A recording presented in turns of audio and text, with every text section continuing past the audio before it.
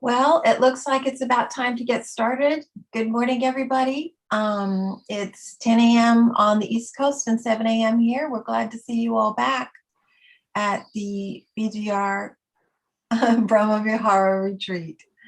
So a few housekeeping things first. You are muted on entry because it's a large event and we want to avoid any crosstalk. So please be mindful of when you need to unmute and mute. Questions can be offered using the raise hand function. I think everybody knows how to do that now pretty much. If you can't do that, you can send them to us through the chat and we'll get them in the queue. The teachers will address the questions in order. And please unmute yourself if the teacher calls on you. Please also keep your questions short and to the point. So this morning, we're going to be learning more about Mudita, or altruistic joy, with Bhikkhu Bodhi. So now, Venerable Bhikkhu Bodhi. Okay, good morning, everybody. My voice is coming through okay? Okay, so yesterday, I think we had a bit of a grim day focusing on compassion, because compassion is that quality of the heart that arises in response to suffering. But now we come to the third Brahma Vihara, which is called Mudita. Literally, Mudita means simply in itself, it means simply joy. But the way it's understood in the context of the Brahma Viharas is that it is joy with others. So we translate it as altruistic joy. Some use sympathetic joy. Others use appreciative joy. And you remember yesterday, at the beginning of the first program, the first session, I explained that the foundation of all the Brahma Viharas is metta, or loving kindness. And then loving kindness is the wish for the well-being and happiness of others. And as that metta proceeds, it meets two types of contrasting situations. One is that even though one is wishing for well-being and happiness of others, one sees others are plunged into suffering of various grades of intensity. And when one encounters the suffering of others, because the heart is softened by metta, then it responds with karuna. The heart trembles with the suffering of others and wants to act in some way to alleviate their suffering. But now the other circumstance on the opposite side of the road, so to speak, is one sees beings or people who are full of joy and happiness. And this is what brings mudita. And there's actually two ways in which mudita can be practiced, and we'll be doing both of them in this morning's practice sessions. One is a more worldly type of mudita, and this is simply rejoicing in the happiness and joy of others, no matter what kind of happiness that might be, as long as it's wholesome. We don't want to rejoice when criminals get away with a successful bank robbery, or when somebody exploits others and use the expression, makes a killing by deceiving others and robbing them. But we rejoice in the normal or wholesome types of happiness and joy of others, even if that's a rather worldly type of happiness. The other way of practicing mudita is rejoicing in the good qualities and virtues and spiritual achievements or success of others. So first, we're going to begin with mudita as rejoicing simply in the ordinary joy of others, the ordinary happiness, even when that's of a relatively ordinary, mundane kind. And again, I find it very helpful in my own practice to rely on images, on pictures. And so I've collected off the internet a bundle of pictures of people experiencing joy and happiness of various kinds. And I'm going to display these as a kind of, we'll go through them a bit quickly just to get some idea of the kinds of happiness that are involved in developing mudita. And then we'll go through the development of this type of mudita as a meditative exercise. So let me bring up the photos, and please, I mean, you can laugh if you want, but it's quite understandable. I have to share the screen. Okay, so let's.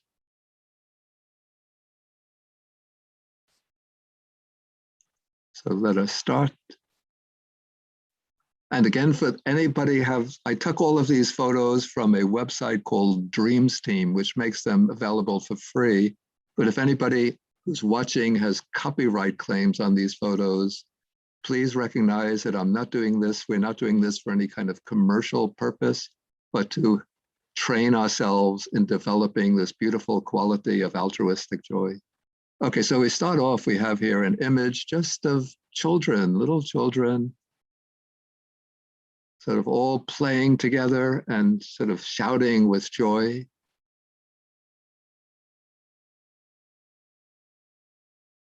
Another image, we have children at a birthday party. Maybe you remember when you were a kid and had a birthday party and you had your friends over and there were balloons and sweets and cakes and singing songs. So when you see children enjoying themselves at a birthday party, we can rejoice in their happiness.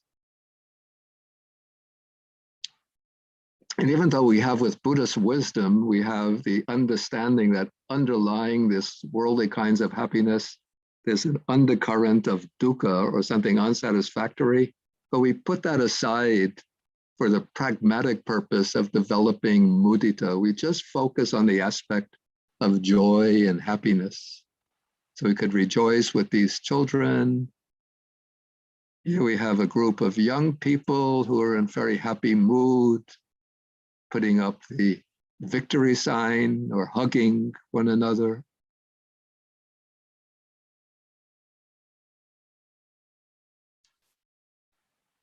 Then we have graduation from college. For many young people, it's a time of great joy and happiness. They took two pictures. You see, they hold up the graduation caps so we could rejoice in the students who are graduating. Then comes the marriage, a wedding ceremony, young man and young woman, very happy. Again, we just rejoice, even though, you know, maybe some of us know that down the rocks or down the road, there'll be a lot of rocky stretches of the road that have to be passed over in a marriage. But at the beginning, with the wedding, it's a time of happiness and joy. And then this seems to be a wedding in a Muslim country, perhaps Malaysia or Indonesia. Stretch it out a little more.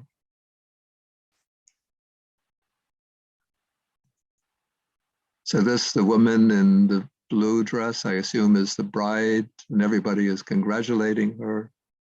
So we can rejoice with her happiness. Here's a father with his little baby girl. So we have the joy of fatherhood or motherhood, and the joy also in the face of the baby girl as she's being lifted up by her father.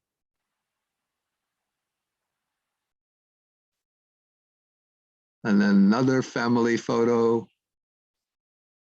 probably a grandmother, mother, and daughter. I don't know the background to the photo. I just took it off the internet. Maybe the grandmother is visiting, and so they're taking a picture together. You could see the bright smiles on the face, so very happy.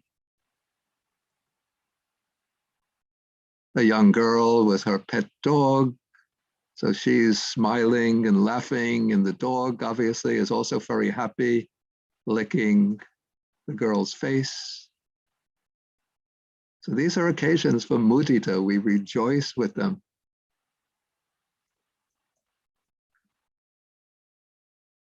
A little girl with a bouquet of wildflowers.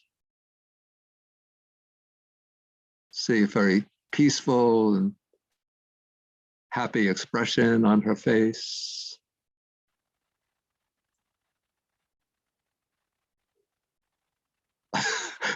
Okay. And this is a dance contest in Poland.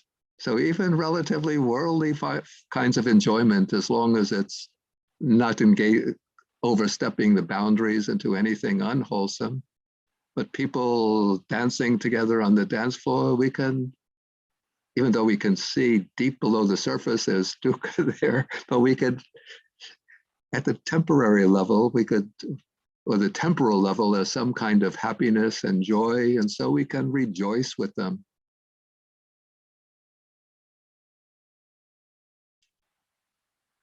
And here's a Estonian folk festival. And we have the young people, a line of girls doing a traditional Estonian folk dance. There are men in the background, probably they will join the dance. I just did a search on this website, Dreamstime, I did joyfulness was one search and happiness, the other search. And then I just at random took these photos off. And then people in old age. So this is from a must be a senior retirement home. So they're all sort of laughing and joyful together, all in friendly mood. So again, we can rejoice in their happiness. And this is an elderly couple. They're both in the hospital with COVID. This was about a year ago, I think. But still, they're very much in love. So they're holding hands. So they both have the illness. And so again, we can rejoice even though they're ill, but we rejoice in their love and their happiness together. So those are all kinds of worldly types of happiness. Then I took some of the like meditation or monastics expressing happiness. This is the monk I showed this picture the other day, is the expression of metta. He's passed away, but some years ago. But you can see the deep joy radiating out from his face, the Cambodian monk, Mahagosananda. And again, this is Pa Auk Soyador, Burmese meditation master. And now we're not focusing, though some might regard them as a teacher, we're not focusing on the aspect of reverence or veneration, but the aspect of sharing happiness and joy. And then this is the nun Dipankara Soyalor. She's a pupil of Pa Auk Soyador, but now regarded as a meditation master in her own right. Very powerful metta and very deep samadhi, very joyful face, peaceful but joyful. And this is Bhikkhuni Kusuma. She's still alive. She's the woman who revived the Bhikkhuni heritage in the Theravada tradition, Sri Lankan Bhikkhuni.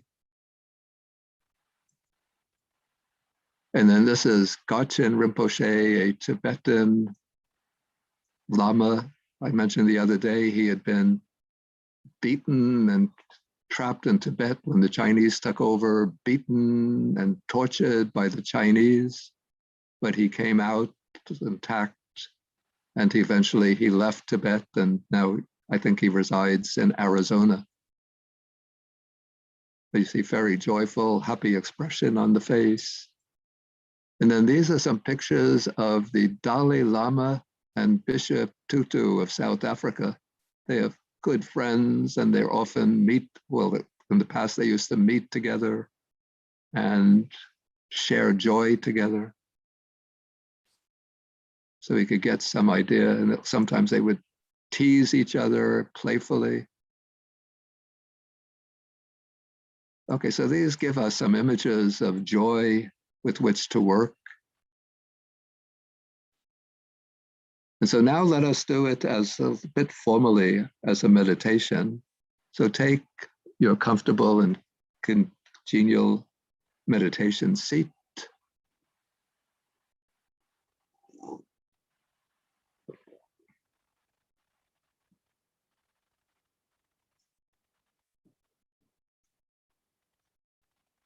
Again, keep the upper part of the body firm and upright, but not stiff or rigid.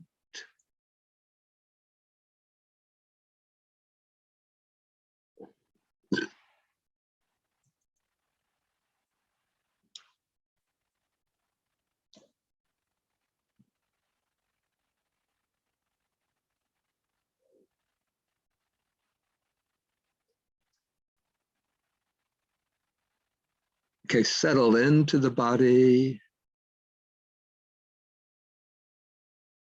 bringing in the felt sense of the body in the immediate present.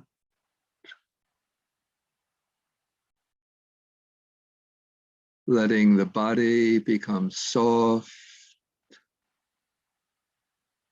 relaxed,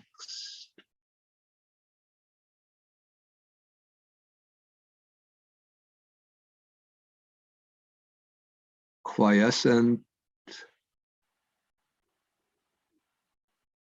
but not sleepy.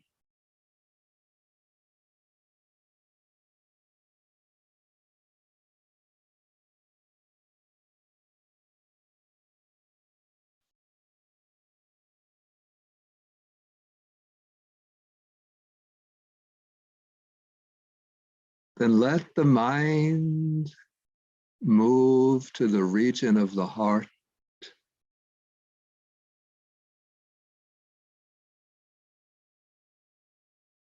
Settle in the region of the heart.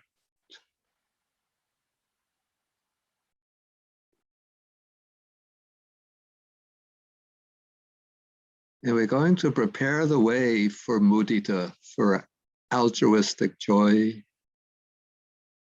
with a few minutes of the metta, loving kindness.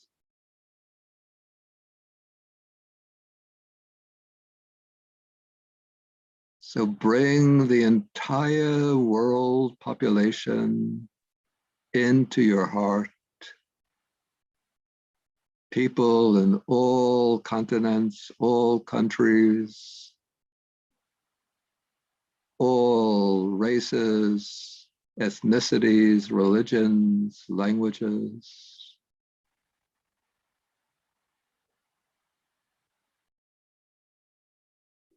Thinking of them as your own children, or the elders as your own parents.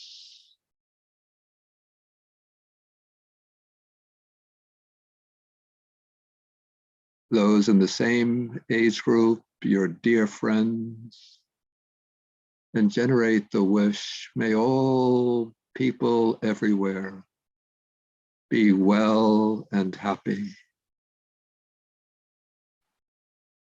Okay, do this in silence for a few minutes.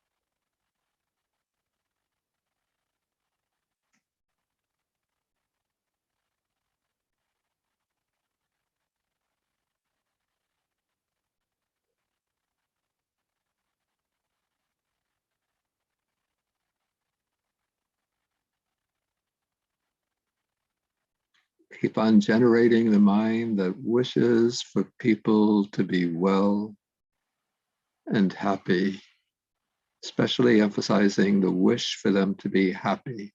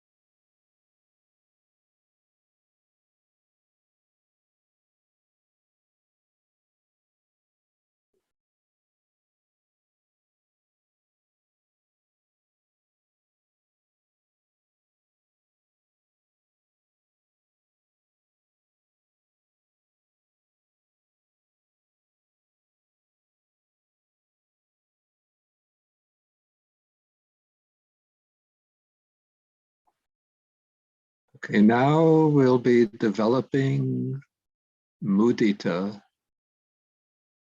altruistic joy, joy at the happiness of others.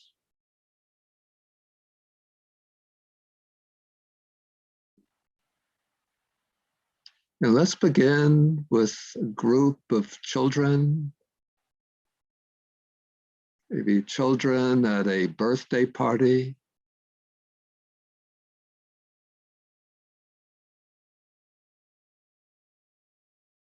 So think of the child who's having the birthday and his or her friends have all come over to celebrate. And they're bringing presents.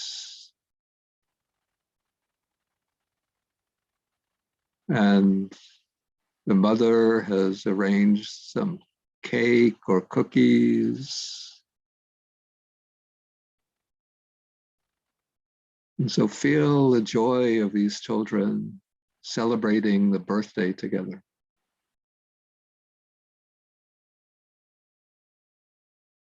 Just keep on turning it over in your mind for about a minute or so.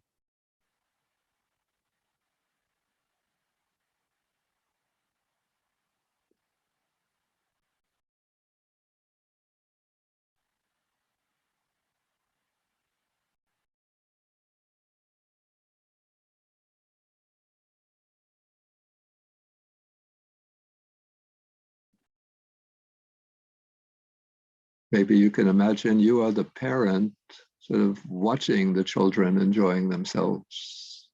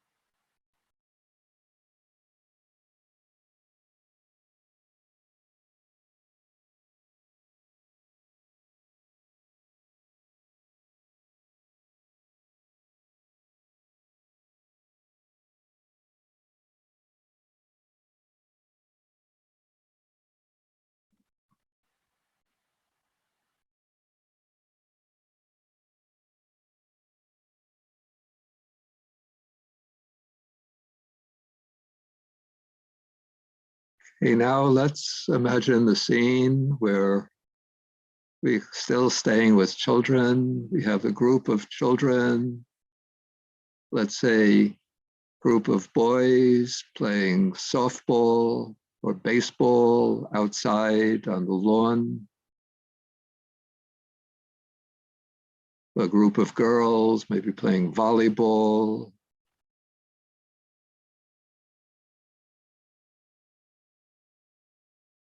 And just rejoice in the children playing together, sort of happily, without any bitter feelings of competitiveness, just playing for the joy of the game. Rejoice in their happiness.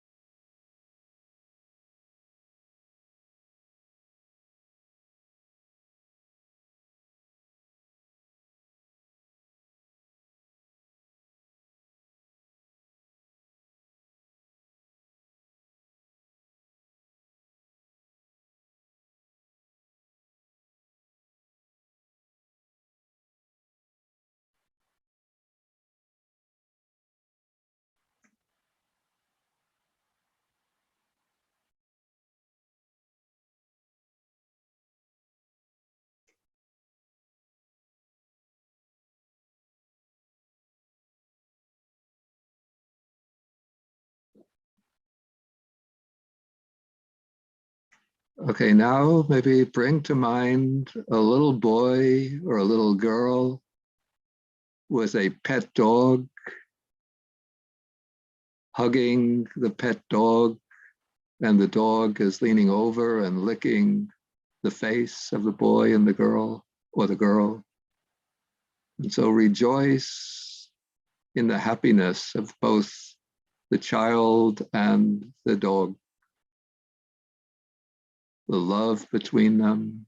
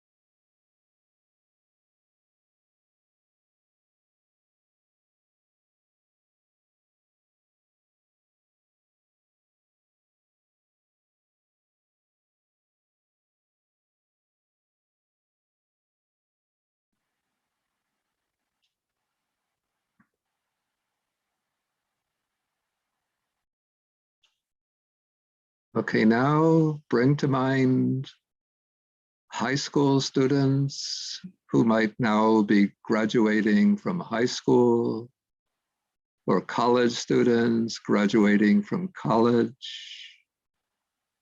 See them at the graduation ceremony all together, very happy. The parents present to congratulate them, all very happy. And so rejoice in their happiness.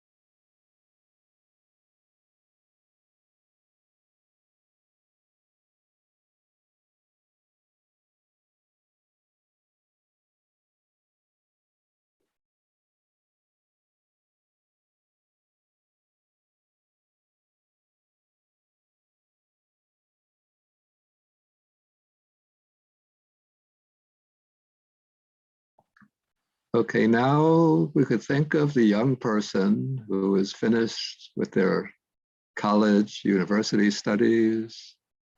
They've applied for a job that they really want, that meets their qualifications. And they just received a phone call telling them that they've been accepted for the job and could start working next week. So you could feel the joy in their hearts,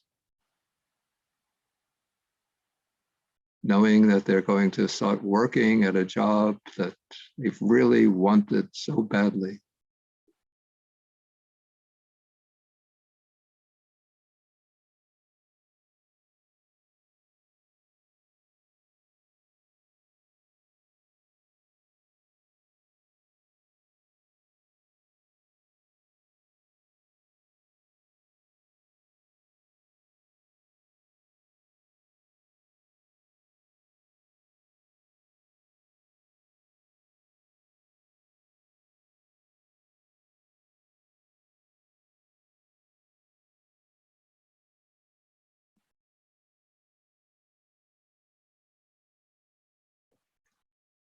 Okay, now we could bring to mind now couples who have been in love for a long time and with a deep commitment to each other, deep love for each other, are now getting married. So think of them at the wedding celebration, and rejoicing in their happiness at having made that firm commitment to one another.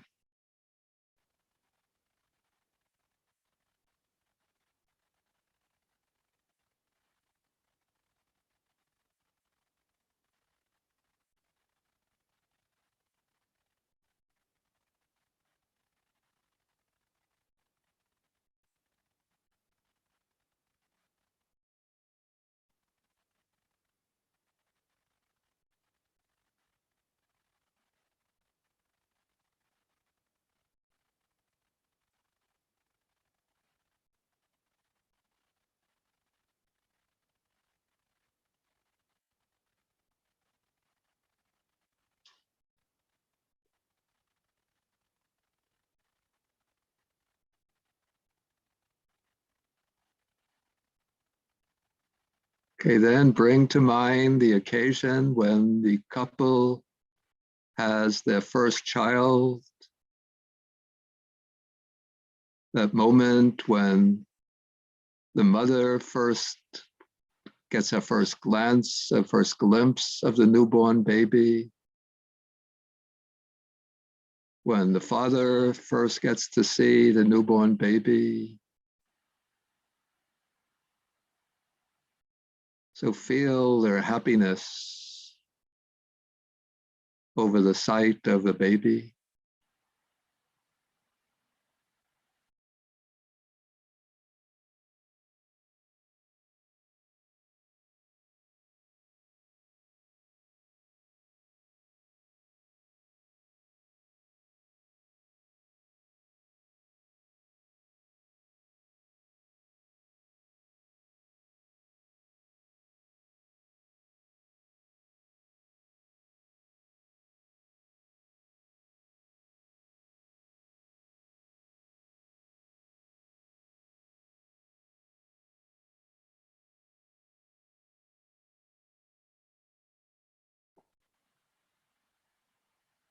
Then think of the family when the couple has reached middle age.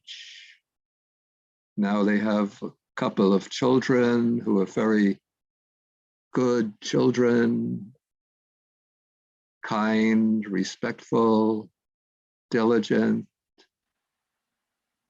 And the family is very harmonious and happy, conscientious, and supporting each other. So rejoice in the happiness of that family.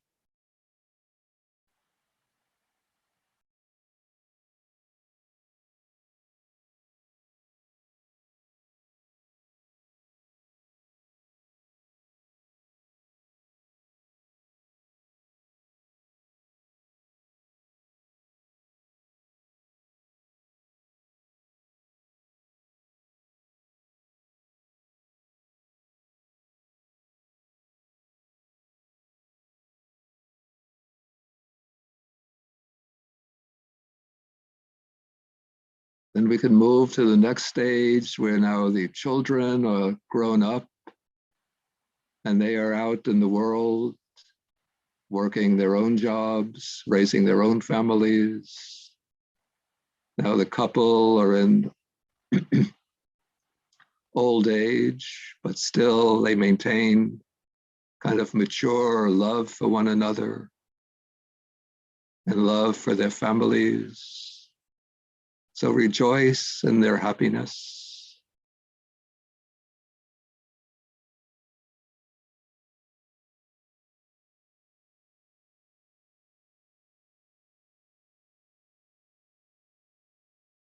And now spread your mind out over the world without fixing on any particular one thought or one phrase, but just think of all the people all over the world who are experiencing any kind of wholesome happiness. And just for a few minutes now, for about 5 minutes, just rejoice, rejoice, rejoice in their happiness. Any kind of wholesome happiness. Even if it's worldly, mundane.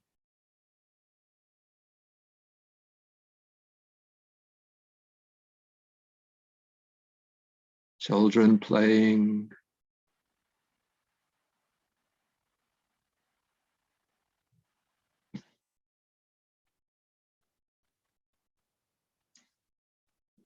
People dancing together.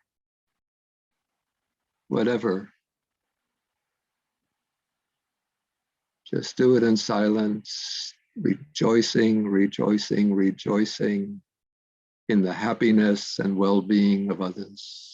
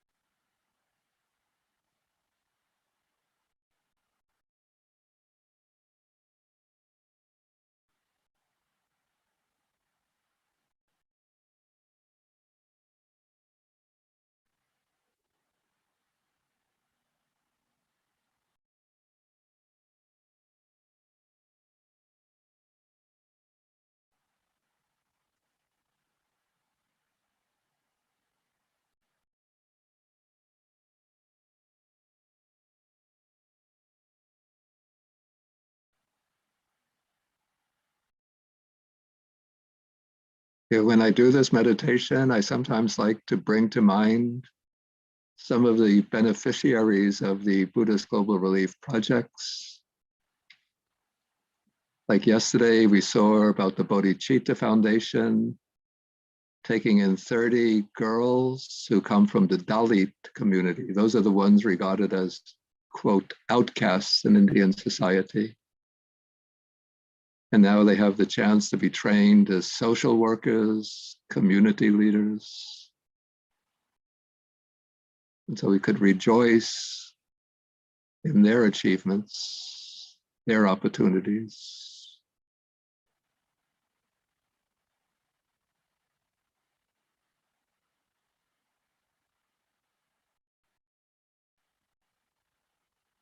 And the women farmers, the young women farmers in Kenya, we saw in another video,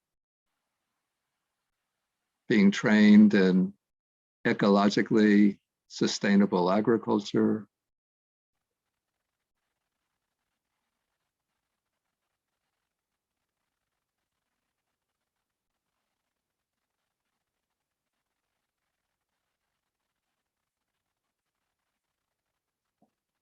For the children in Tamil Nadu, in India, who can have the chance to go to school and get midday meal provided by the school, so we could rejoice in their good fortune.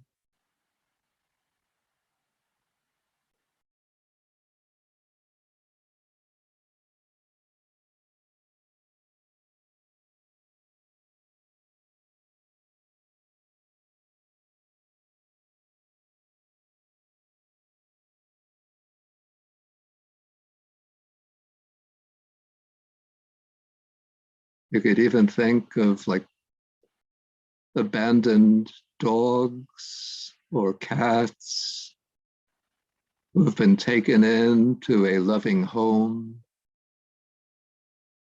provided with a warm place to sleep, with a meal every day, and rejoice in the happiness of those animals, the dogs and the cats, shown warmth and love by their owners.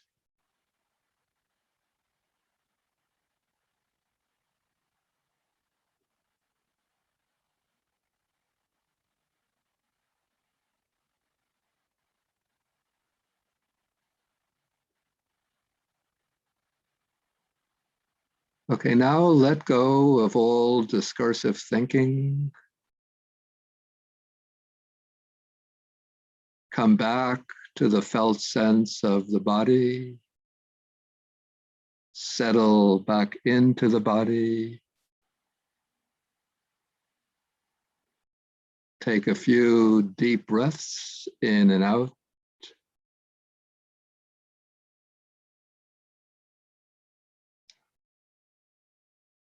And then you can mindfully open the eyes. And we'll end the session with as usual, by rubbing the palms together and rub them over the face.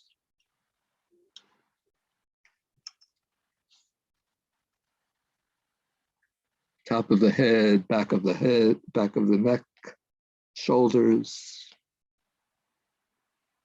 then down to the lower back, the buttocks, the knees, and if you've been sitting cross-legged, you can massage the feet and the toes. Okay, what we'll do now, we'll take a 5-minute break, and then when we come back, then I'll explain and guide us through the second method of doing the Mudita meditation, which is rejoicing in the merits and virtues of others.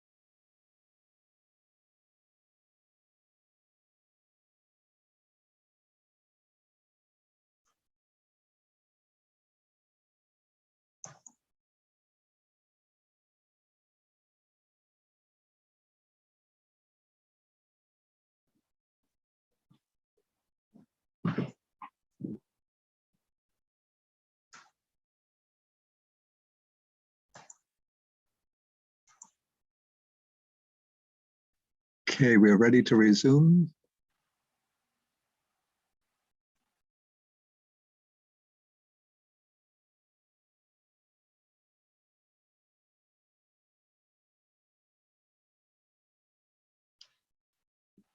Okay, so again, take your comfortable and congenial meditation posture.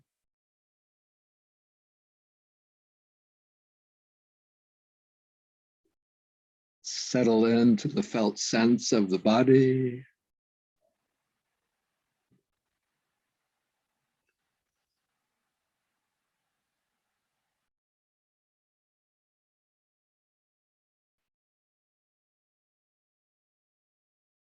Let the mind settle in the region of the heart.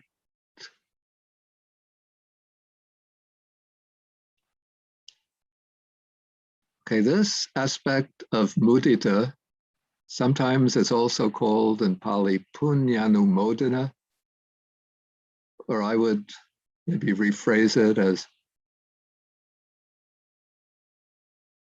kusala anumodana or gunanumodana. It's rejoicing in the virtues and good qualities of others.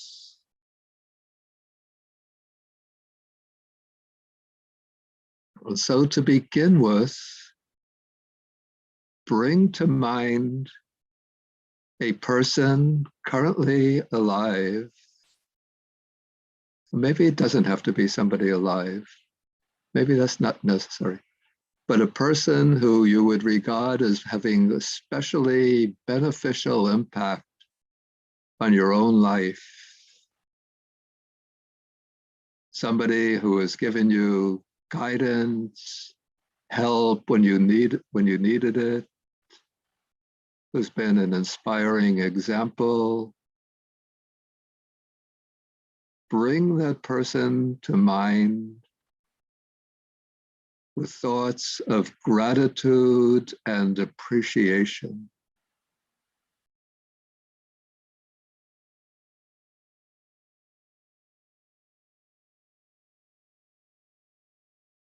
You choose one person,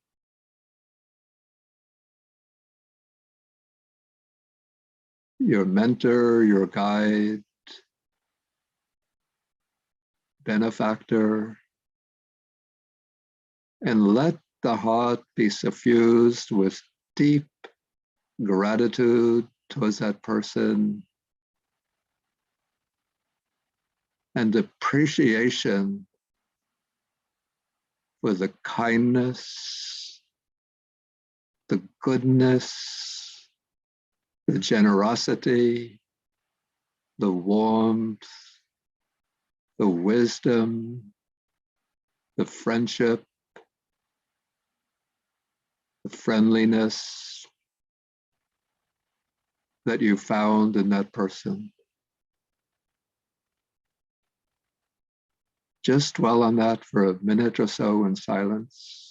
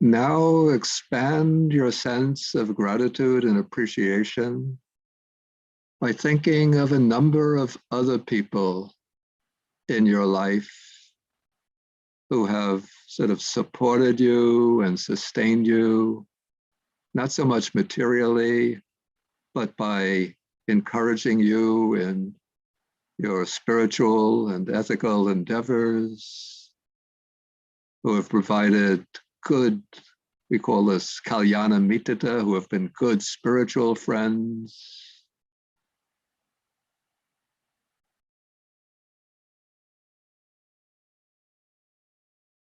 And rejoice in their good qualities with gratitude for the help and example, the generosity of spirit that they've extended to you.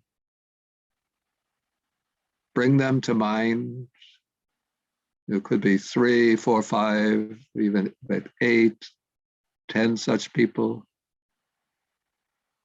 And collectively just rejoice in their wonderful qualities and the support, appreciation for the support they've given to you.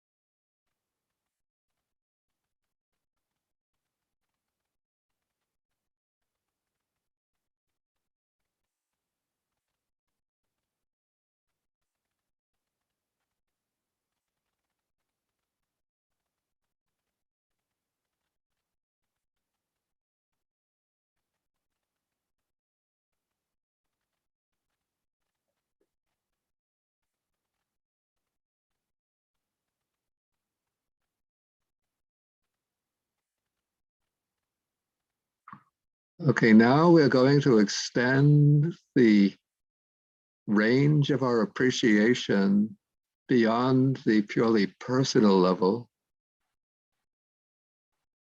by bringing to mind people in society who are working for the well-being and happiness of others. First, we do it at the rather secular level.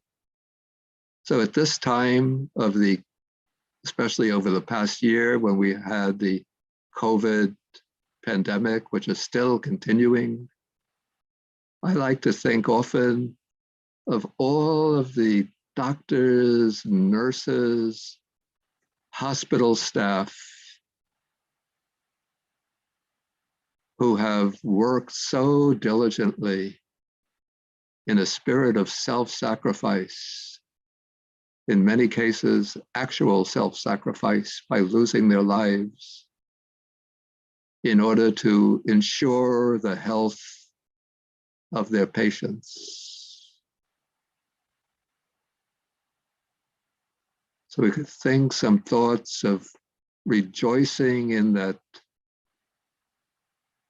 self-sacrificial spirit of the doctors, nurses, and medical staff, hospital staff.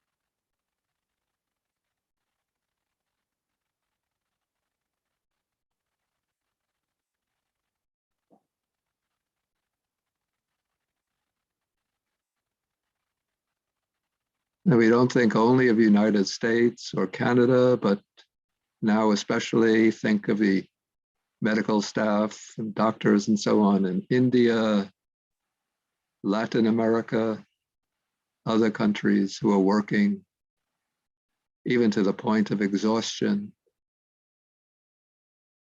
to take care of their patients.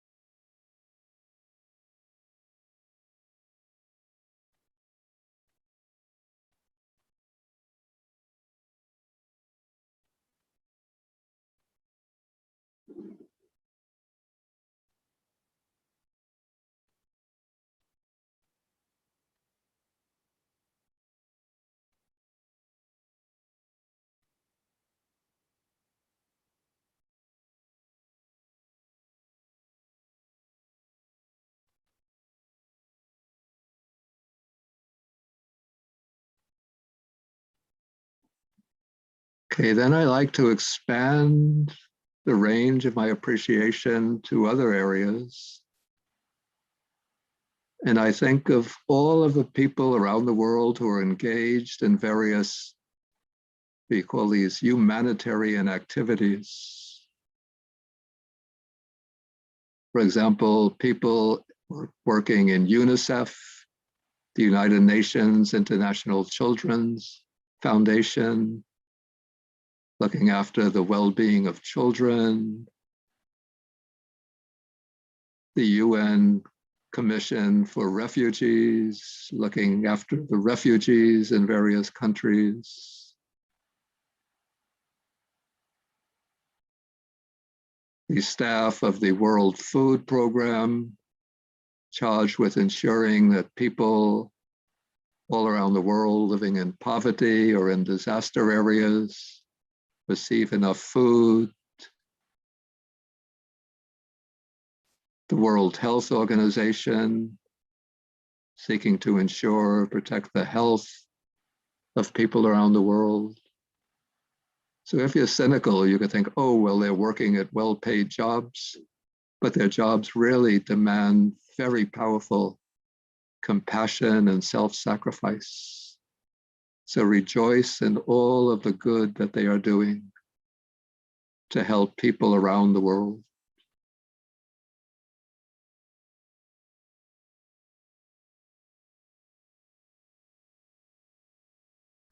And I will add to that our staff and team from Buddhist Global Relief and our partner organizations who are ensuring that poor people receive food, poor children get opportunity for education, poor women have the chance to start their right livelihood projects. So rejoice in all of those virtuous, compassionate activities.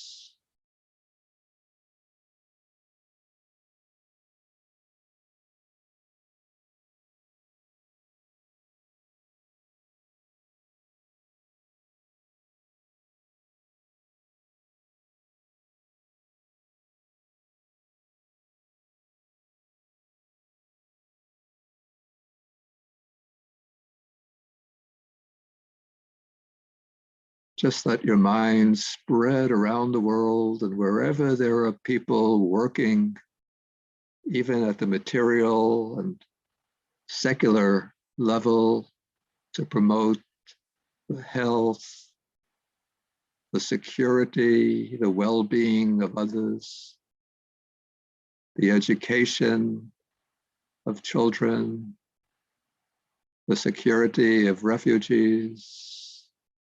Rejoice in their good deeds.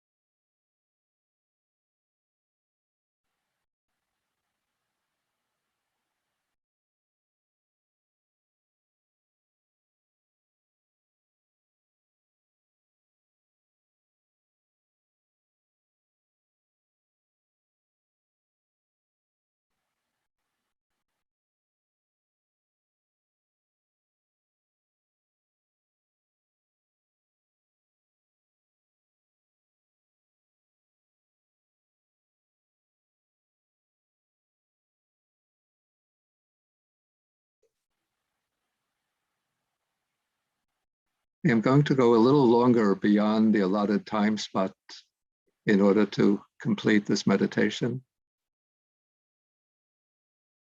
Okay, now we're going to move from the secular domain to the Dharma domain. So you can bring to mind, if you have a personal Dharma teacher, you could bring that teacher to mind. If you don't have a personal teacher, you bring to mind any particular teacher whose teachings you like. It should be, in this case, somebody who's presently alive.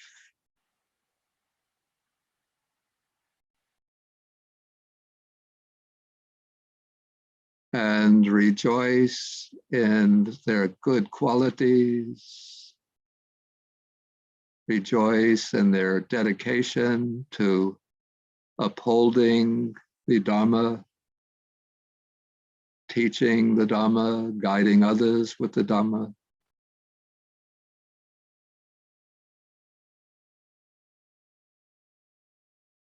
Rejoice in their sila, that's their moral conduct,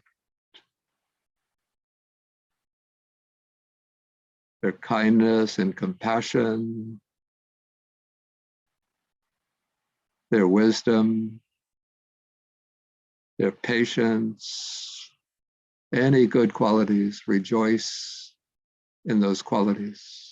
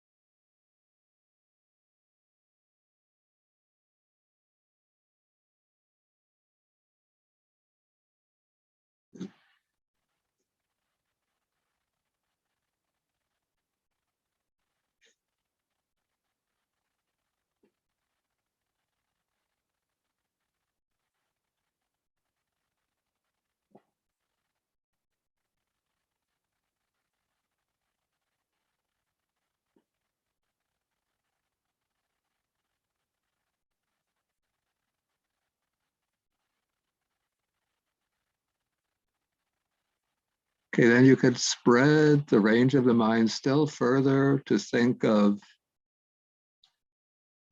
a number of contemporary Dharma teachers,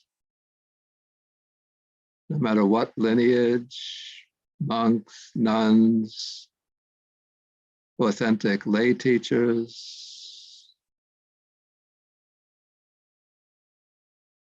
who dedicate their time and effort to studying, teaching, and upholding the Dharma. And so rejoice in all of their dedicated efforts and good qualities.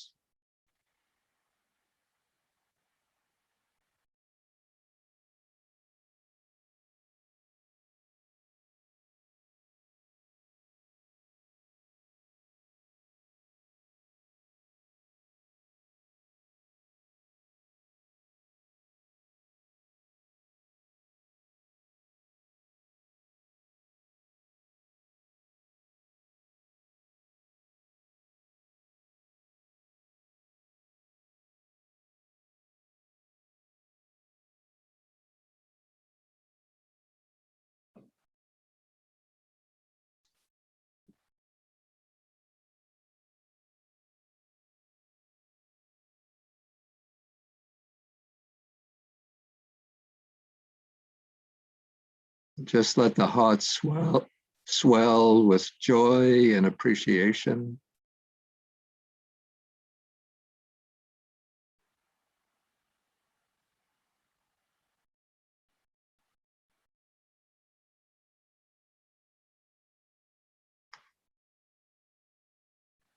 And then think of all the generations of Dharma teachers, especially monks and nuns, but also including lay teachers and lay people who have dedicated time and money and effort to upholding the Dharma in their own ways, all through the generations, through the centuries, all those who have ensured that the Dharma remains in the world, whether by personally teaching or even by copying texts, by sponsoring Dharma talks and sponsoring the copying of the texts.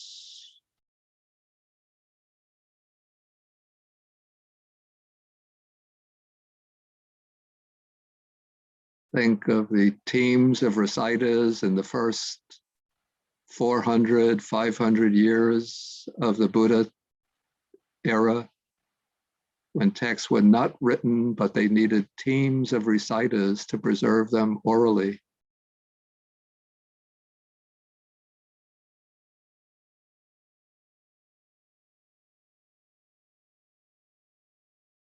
Instead of going off just to meditate on their own, but they realized how important it is to keep the Dharma in the world. And so they would devote themselves to learning the text by memory and training disciples to transmit them orally.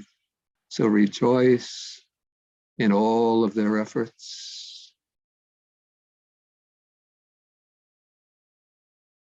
All done out of compassion for the world, for later generations, even down 2,500 years later.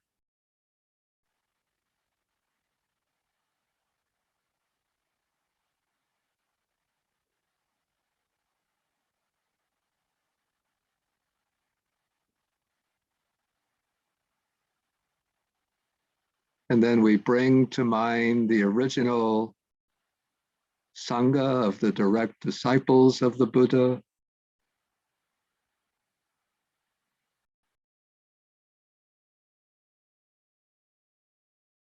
who attained the realization through the Buddha, under the Buddha's guidance, and became models, exemplars of the Dharma in the world.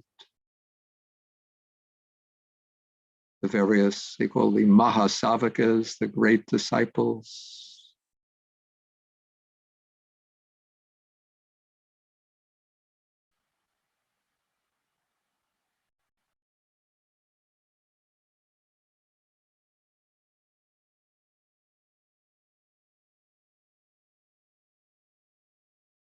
And we rejoice in their good qualities, some specializing in wisdom, some in spiritual powers, others in meditation, some in learning, others in analytical knowledges, and so on. But we rejoice in all of their virtues and good qualities.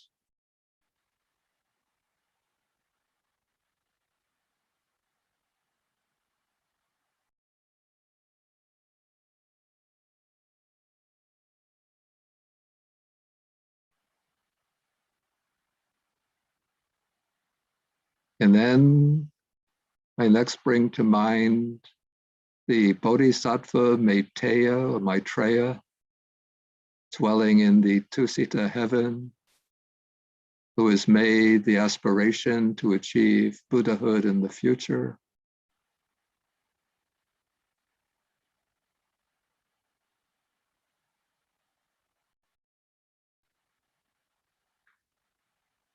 And other great bodhisattvas, even those who might not be historical personages, but just represent special qualities, like Avalokiteshvara, representing the great compassion, Manjushri, the great wisdom, Samantabhadra, the great practice and vows,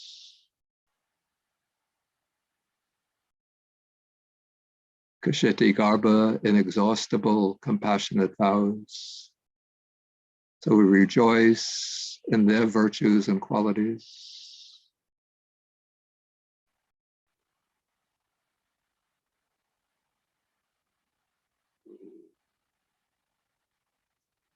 And then lastly, we turn to the Buddha himself, who has attained the unsurpassed perfect enlightenment, who is the embodiment of infinite wisdom and boundless compassion and great spiritual power. Think of the Buddha Gautama as well, according to traditional Buddhist belief. Buddhas dwelling in other world systems throughout the 10 directions. And we rejoice in their achievement of the unsurpassed enlightenment.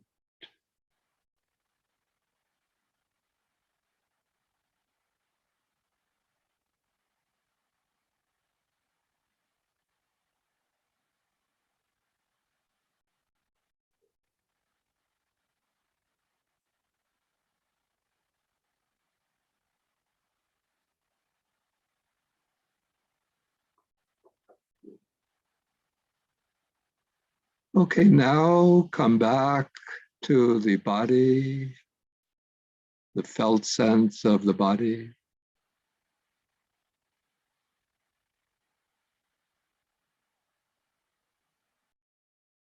Take a few deep breaths, mindful breaths in and out.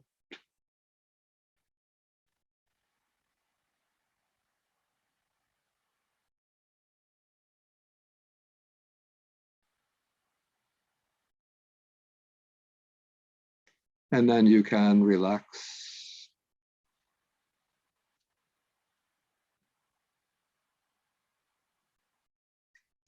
And end the session in the usual way.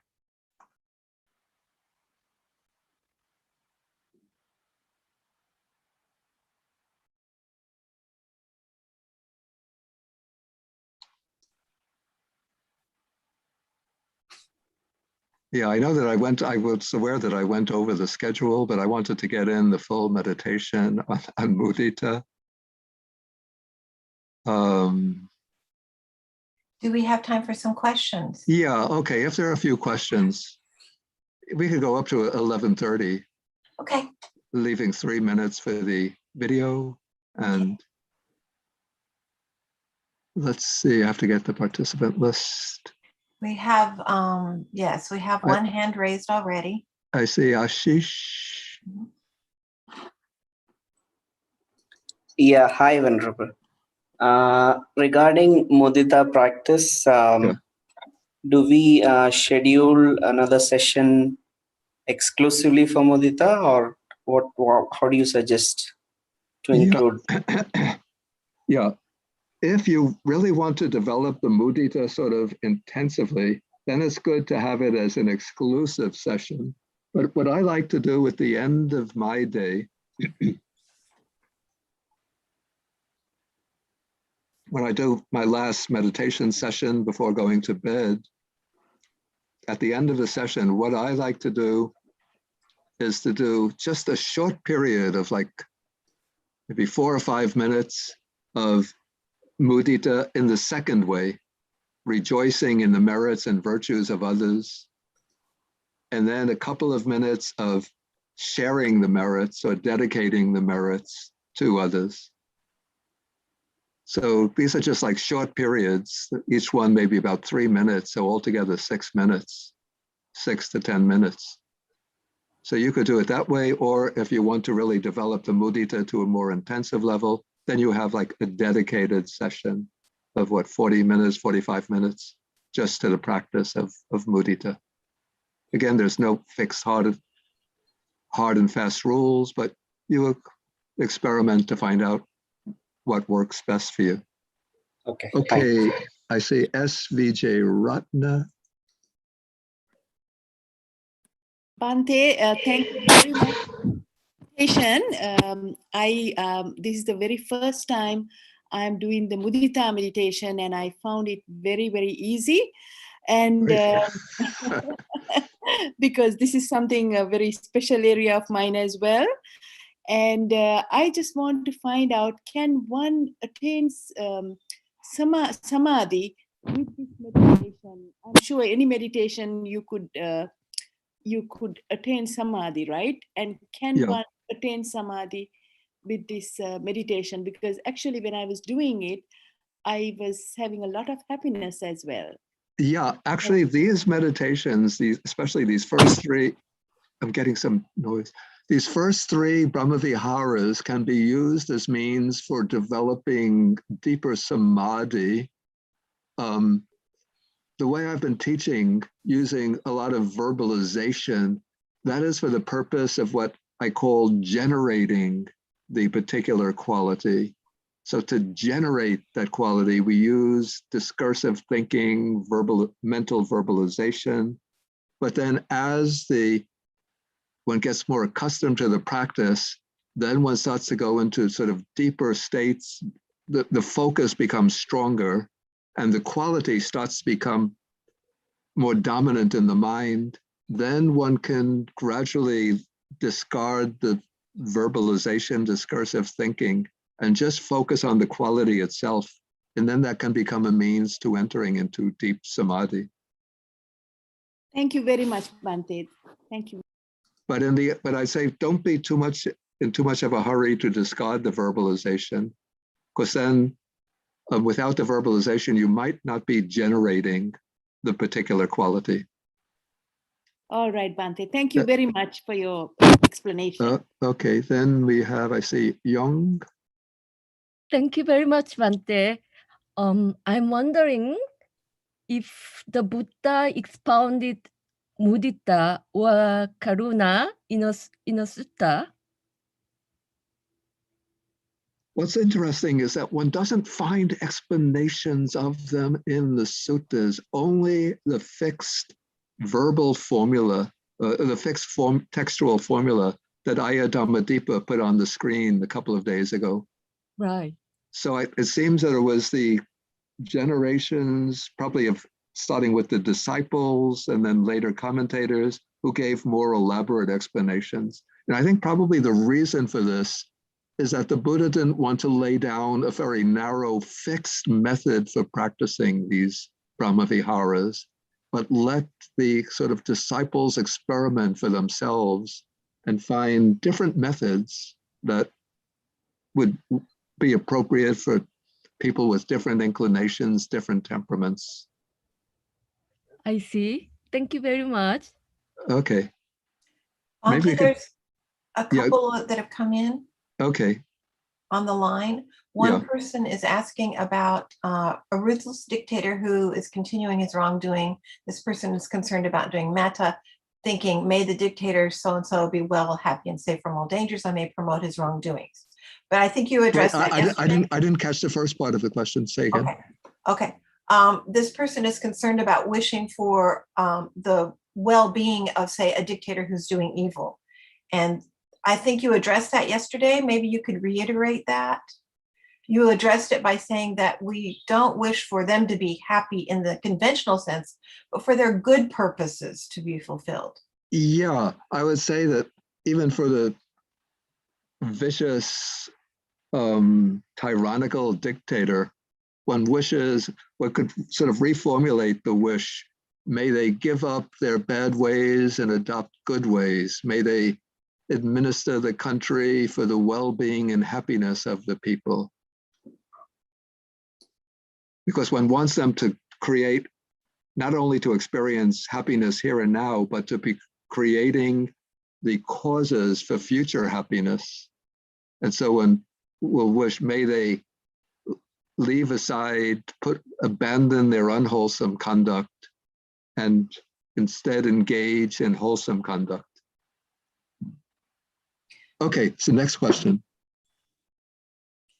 That will be the last one for this morning. I don't see any hands raised, and it's probably time for us to move on. There are a couple more, but I have them noted, and we will add them as time allows. Okay, we could take them in the afternoon. Yeah. So now we are going to end this morning session with a video. I do want to mention one thing. All these sessions are being videotaped. They will be available on YouTube.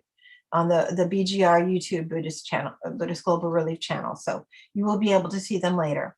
This video is from Shraddha Charity Organization, which is a new organization for us. They work to alleviate suffering by providing education, clean water, food, and healthcare to the people of Sri Lanka. BGR is supporting their Assisting Malnourished Pregnant Mothers Across Sri Lanka project. And now Yvonne will be showing us a video from Shraddha.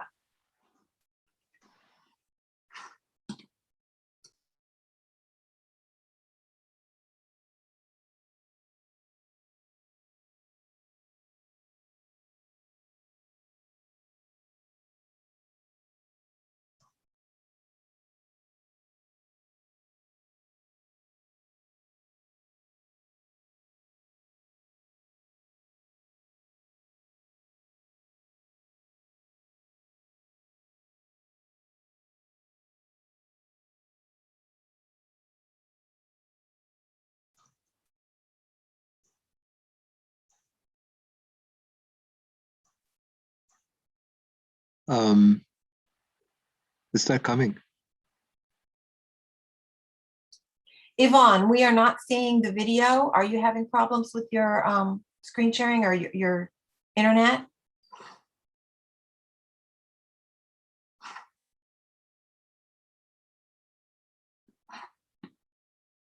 Seems we lost Yvonne.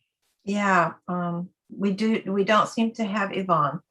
Sorry about that. Okay, Okay. let me try again. I apologize. Okay.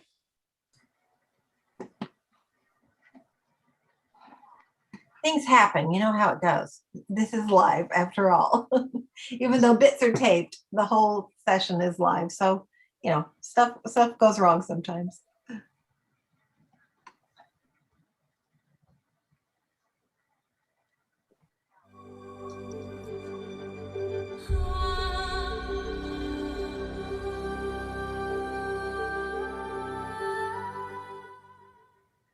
The helping hands of humanity must be extended to support those who endure pain and hardship. Only a grown and healthy family helps the nation rise for social betterment. Therefore, to be able to support a growing family with many children is a significant event. Buddhist Global Relief Agency of the United States have teamed up with Shraddha Charity Organization to donate food provisions to poor families living in 5 districts throughout Sri Lanka. I have 7 children. Out of them, 3 children have been ordained as monks. Right now, my husband and I live at home with the other 4 children. During the coronavirus lockdown days, my husband had no work and we had no help at all. This food package helped us tremendously. I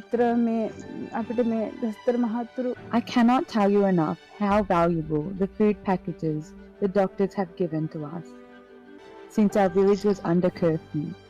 But during that time, when we received these aid packages, they were an incredible relief for us. Otherwise, we would all be starving. Because of your help, we survived that period. We have been receiving food packages for almost 6 months now. When we eat this food, we share merit. May all of you gain more and more strength to continue these deeds. A food package worth 6,000 rupees is provided monthly for a year to 19 pregnant mothers. This is honestly a great meritorious deed. I have 5 children. During the coronavirus pandemic, I couldn't even step out of the house. This was truly unexpected. I have 4 children and my husband does labor jobs. I also gave birth during the coronavirus pandemic and my husband didn't have any work. But because of the food packages, my children's nutritional requirements were fulfilled. We have received this food aid continuously for 6 months.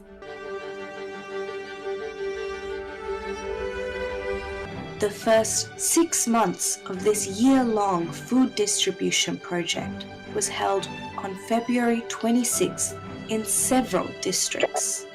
The food packages we received from you were a great relief for us. May all the donors gain more strength to do many more projects like this in the future as well. This project, assisting malnourished, pregnant mothers across Sri Lanka, is pleased to continue extending a helping hand for the betterment.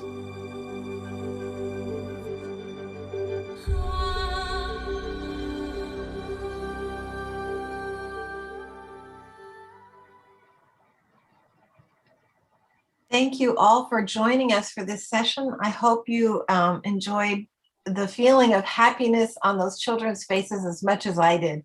And the words of the mothers saying, thank you for helping me feed my children. Talk about Mudita, isn't that wonderful? So we will come back this afternoon to talk about Upeka, which for me, that's the killer app, okay? So that's the one that really is very important in my life. And I hope you will join us for that session to learn about the very important Brahma Vihara of equanimity. We will be back at noon Pacific time, 3 p.m. Eastern time. So we'll see you then. Thank you.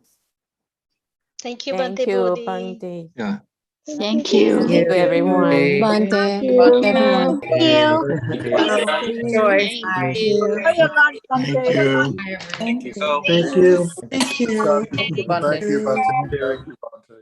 Thank you. Thank you, Bante. Yes, Bante.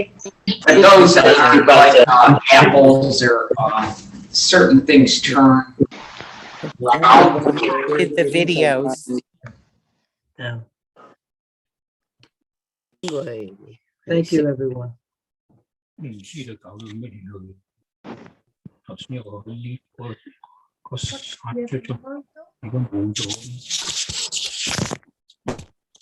이거 담요 이거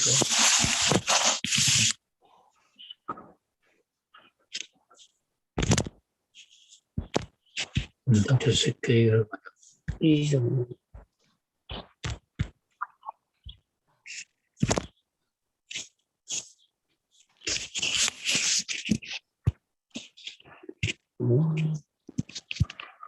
嗰啲啲仔嘢我唔知有咩點出嚟係